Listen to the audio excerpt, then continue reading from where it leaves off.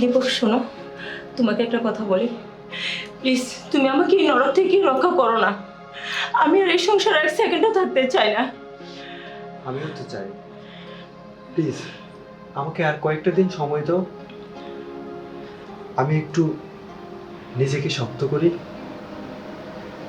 তুমি আমি মিলে দুজনে সুখে সংসার করব। আমাদের ছোট্ট একটা সংসার হবে।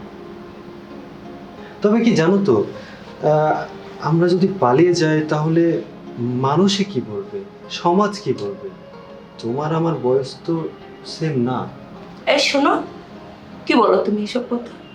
বয়সে কি আসে যায়? শোনো, আমি আর তুমি এক থাকলে ওই পাশের লোকের কি আসে যা বলো? আচ্ছা ঠিক আছে। বাদ দাও, এখন ফ্যান ঠিক করো, প্রচুর গরম লাগছে। আচ্ছা ঠিক আছে।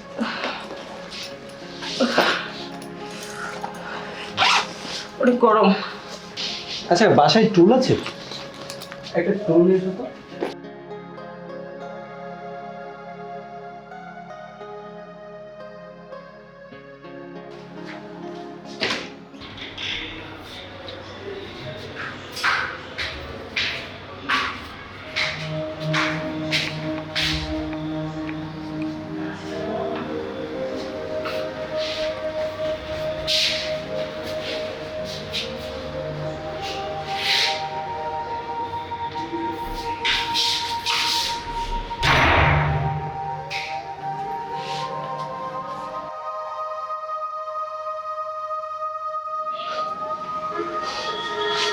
মিথিলা, মিথিলা, মিথিলা, দীপক কেন এসেছিল? তুমি জানো না দীপক কেন এসেছিল? দীপক আমাকে দেখতে এসেছিল। ছি, তোমার এতটা নিচে নামতে লজ্জা করলো না? তুমি বা কত উপরে আসো? সারাদিন নেশা করো, মেয়েদের পিছনে টাকা খরচ করো, না পারো আমাকে সময় দাও না, আবার বড় বড় কথা বলো। যত সব অকর্মে ডেকি। কি বললা? অকর্মার দেখি? হ্যাঁ আমি অকর্মার দেখি না? হ্যাঁ। তুমি আমাকে মারলা, মারো, আরো মারো, মারতে মারতে শেষ করে দাও। আর কি করতে পারো? মারতে তো পারো, আর কিছু পারো? এই শোনো, আজকে বিকালে আমি তোমার বাসা ছেড়ে চলে যাচ্ছি, এটা আমার শেষ কথা। যাচ্ছ না কেন? যাও, আটকে রেখেছি তোমাকে, চলে যাও না। হ্যাঁ চলে যাব।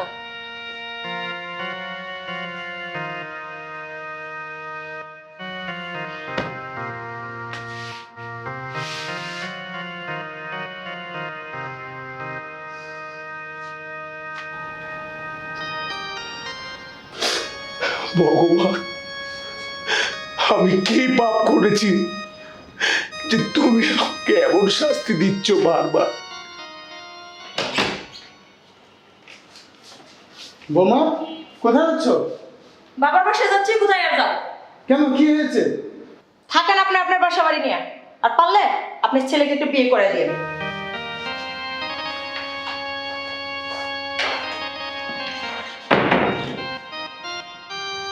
আমি আর পারছি না, আমি আর পারছি না। রঞ্জিত,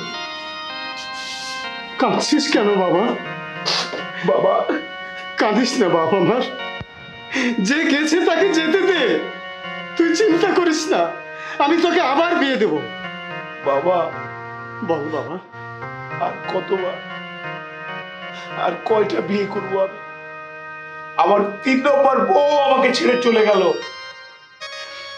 হ্যাঁ, আমি কাকে কিভাবে মুখ দেখাবো? আমার নষ্টের জন্য তুমি আর আমার মা দায়ী।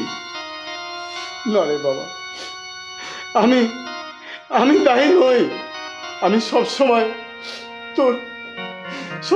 তোর ভালোই চেয়েছি রে বাবা।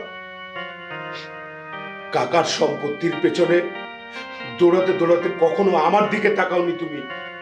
কোথায় লেখাপড়া করছি, কি করছি না করছি, হয়েছি আমি অমানুষ। আমাকে কখনো তুমি গুরুত্ব দাওনি, গোটা মহল্লার মানুষ এখন আমাকে কিভাবে চিনে? অনেক বড় নেশাখোর আমি।